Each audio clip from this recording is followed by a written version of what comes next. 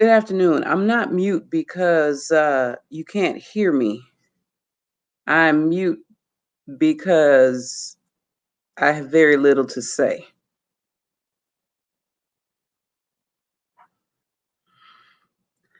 And I am trying to weigh my words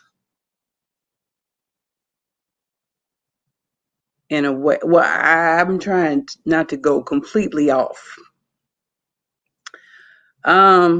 For those of you who may remember, and for those who do not know, my name is Natasha Robinson, and I am the creator and curator of Legalese Please. This is a digital platform, digital space that is designed to decode, to demystify, and deconstruct legal language. Despite my earlier post of Legalese Please going on vacation because I am on spring break, I feel moved to say something about what is going on in our country. And if you do not know, you have the murder trial of former police officer Derek Chauvin for the murder of Judge George Floyd going on right now, literally going on right now in Minnesota. And not too far from Minnesota, you have yet another murder, this time of another Black man whose name is Daunte Wright, by a Minnesotan police officer. Now, I know that we live in the day and age where causes are started by watches on the internet, on the news, on social media, and the word gets out based upon how many shares, how many discussions, how many posts videos can get. But I want us to take a different approach. I was on social media only for a moment and only awake for a moment because I take a nap every day. And I have awakened to the news that the officer who is accused of killing Daunte Wright uh, said to the powers that be, her boss, whomever, that she mistook a taser for a gun. And so when she shot Daunte Wright, she thought that what she had in her hand was a taser, but it was actually a firearm. And it is that firearm that was shot by this police officer at a traffic stop when they were trying to arrest him, and ultimately led to his death. There is a book written by my sister and friend, and it is called Spiritual Care in an Age of Black Lives Matter, examining the spiritual and prophetic needs of African Americans in a violent America. Now, I'm going to leave the title of this book up because I think that this sets the framework, or at least has set the framework for how we are to, or I won't say this is the only way, but this provides a way for us to understand what is going on and what is really going on here. And, for all the people who are like, well, where is this coming from? I'm going to show you.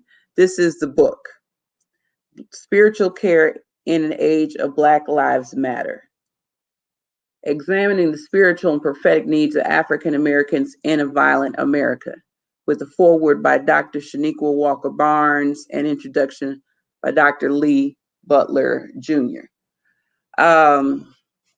And before I read to you part of this, I want you to know that I did contact the editor herself, and she gave me permission to do so because I believe in citing Black women.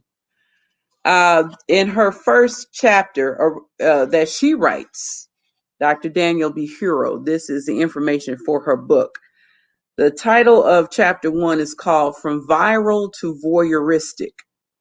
From viral to voyeuristic, when police brutality videos turn into Black death tourism, self-care for Black trauma.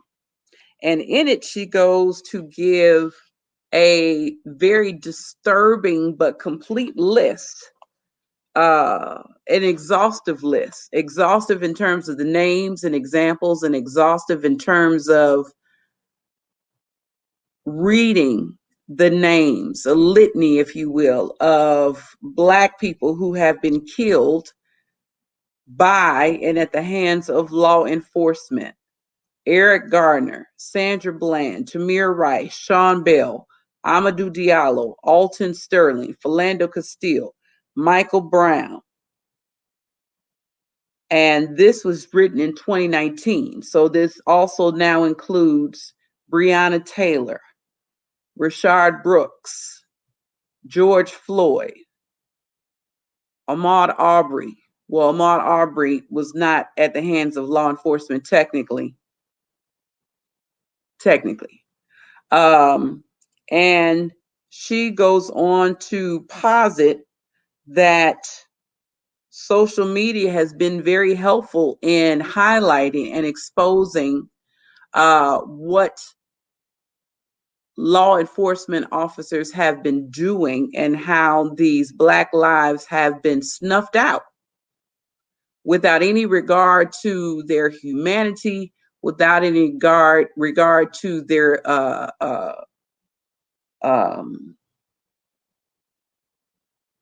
without a regard to the value of their lives, and how the internet can, in a matter of seconds, do what word of mouth cannot do in this time and space, which is to let people know what is going on so that people can decide what way in which they can show their anger, they can engage in activism, and they can let others know so that we are all empowered, if you will, with knowledge.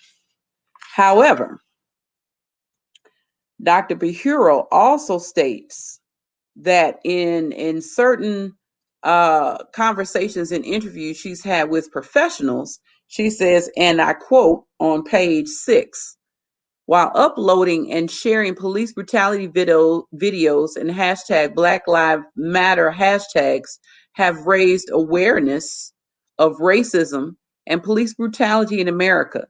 According to Monica Williams, clinical psychologist and director of the Center for Mental Health Disparities at the University of Louisville, graphic videos, which she calls vicarious trauma, combined with lived experiences of racism, can create severe psychological problems reminiscent of post-traumatic stress disorder. According to a 2012 study that surveyed thousands of African Americans, Hispanics, and Asian Americans, quote, Blacks who perceived discrimination the most were more likely to report symptoms of PTSD.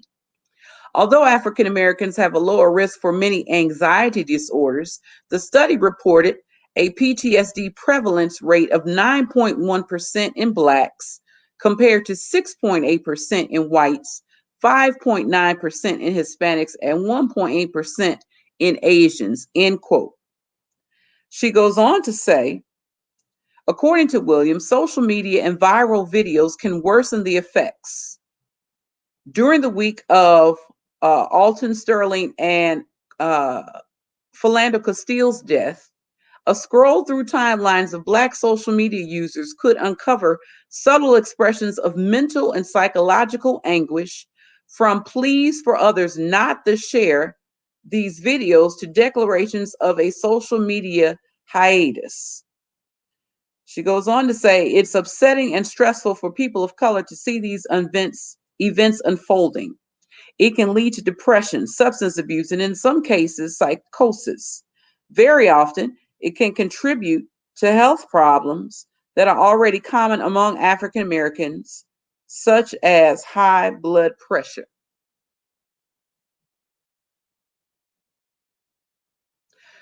A social psychology expert and president of the Center for Policing Equity, Philip Atiba Goff, adds, quote, the perception that the perpetrators of violence face no consequences for their actions can transform that trauma into terror. According to Goff, if you're conditioned to a trauma and that trauma occurs and recurs in a context where it feels you have no control over it and it's being done by powerful people for whom there are no consequences, that's why I'm saying we move from trauma to terror. So it is the position of these professionals, as chronicled by Dr. Danielle Buhuro, who is the editor of this book and from whose chapter 1, From Viral to Voyeuristic, that I quote. She offers several steps that we can do to employ self-care and limit stress in the midst of Black trauma. She says, first, don't be afraid to log off social media once or twice a week. Refraining from social media gives persons the ability to rest and reinvent themselves, to build up one's defense barriers or walls again.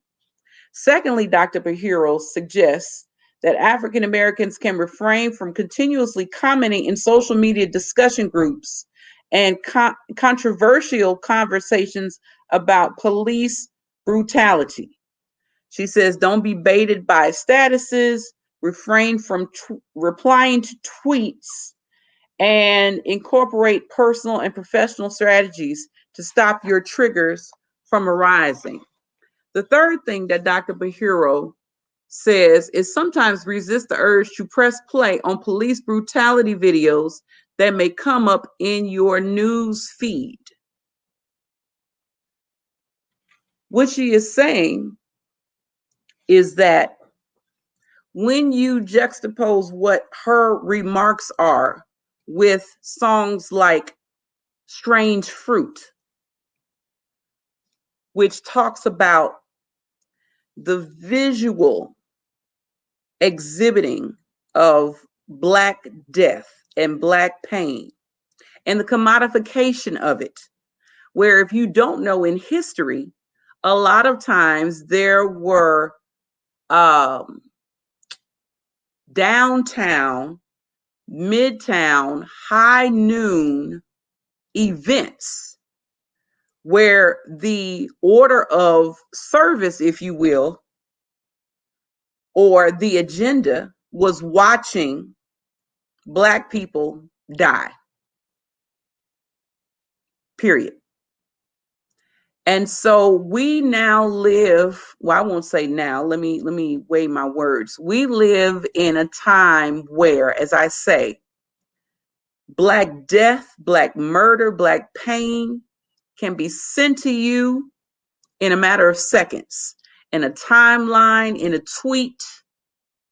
And there is scientific and psychological evidence that says that when we take so much in, we are in effect co-contributors and co-conspirators to our prolonged trauma. We are in effect doing a unintentional lynching to ourselves. We need to be careful about what we intake. When we talk about what we consume internally, we're not just talking about food. We're talking about images. We're talking about images. We're talking about visuals. We're talking about conversations. We're talking about words. We're talking about so much. And I came on very briefly because if you saw my status earlier, I said I was on spring break. And to wake up and find out again that yet another Black life has been snuffed out. And the bullshit reason this time is because a senior officer, their words, not mine, mistook a taser for a firearm. Where in trying to stop someone who had a misdemeanor warrant, instead of engaging in their training in split second expertise, instead of pulling out and deploying a taser, they pull out a firearm. Now, I'm of the opinion, I don't tell grown folk what to do. I don't tell grown folk what to do. But might I strongly suggest that in our rage, in our fury, in our grief, in our lament, that we be very careful, very mindful of what we ingest, what we digest, and what we share. I am no psychologist, I am no mental health expert, but I can tell you as a legal professional that when you consume so much so quickly in an amount of time, it's going to have lingering effects. And I'll leave it like that. What I do want you to do is that while you are on the internet, I want you to get this book, okay? Spiritual Care in an Age of Black Lives Matter, all right? If you believe the phrase that eyes are the window to the soul, protect your souls, protect your hearts, protect your eyes, protect your bodies. Because I could easily do a Legalese Please episode about what has happened and what is happening, but I wanted to take a different approach and present this for your consideration. Just be mindful, be careful, be intentional, and protect your life. All right.